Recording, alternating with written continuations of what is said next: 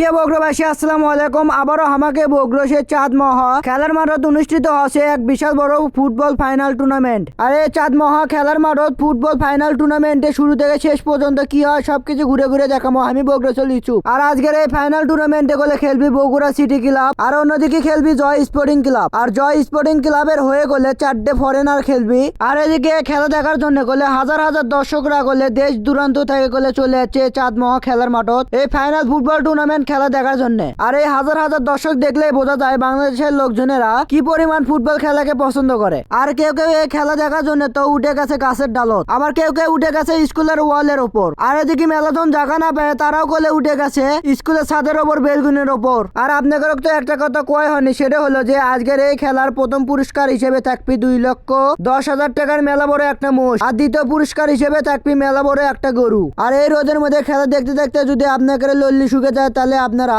এই এক চিপা কুশারের রস খেয়ে আপনাদের শরীর ঠান্ডা করবে পাবেন। আর এই কুশারের রস করলে আপনারা এমন সময় করলে পাবেন দত্তবাড়ি সেনজি স্ট্যান্ডের সামনে। আর এদিকে আমার লল্লি শুয়ে গেছে তাই আমি 1 গ্লাস শরবত খাচ্ছি। আর এই শরবতটা দেখেন কত পরিষ্কার। আর এখন করলে খেলা শুরু হয়ে যাবে, তাই রেফারি রায় এখন প্লেয়ারও করে মাঠের মধ্যে নিয়ে আসছে। আর এদিকে দর্শকরা প্লেয়ারও করে দেখছে আর মনে মনে ভাবিচ্ছে যে আজকে এই মোষটা যে কে নিয়ে যাবি, কার কপালে যে আজকের এই মোষটা আছে সেটা একমাত্র আল্লাহ বাকি জানে। আর এদিকে মাঠের মধ্যে ঢুকে গেলে সে জয় স্পোর্টিং ক্লাবের সব খেলোয়াড়েরা শারীরিক ব্যায়াম করা শুরু করে দিছে। আর এদিকে বগুড়া সিটি ক্লাবের খেলোয়াড়েরাও গেলে শারীরিক ব্যায়াম করা শুরু করে দিছে। আর এদিকে বগুড়া সিটি ক্লাবের হয়ে গেলে খেলবি দুর্দান্ত খেলোয়াড় রাফা। আর এদিকে বাসিত পৌঁছার সাথে সাথে গেলে শুরু হয়ে গেছে খেলা। আর আজকের খেলাটা গেলে দর্শকরাও দেখে শান্তি পাবি না, আর খেলোয়াড়েরাও গেলে খেলে শান্তি পাবি না, কারণ আজকের আবহাওয়াটা সেই গরম। আর এদিকে গেলে সেই দুর্দান্ত খেলা হচ্ছে, সকলে খালি গোল দেওয়ার চেষ্টা করছে কিন্তু কেউ গোল দেবার পারে না। আর এই খেলাতে আমি একটা জিনিস খেয়াল করে দেখনো, সেটা হচ্ছে বিদেশি প্লেয়ারেরাও যা খেলা খেলিচ্ছে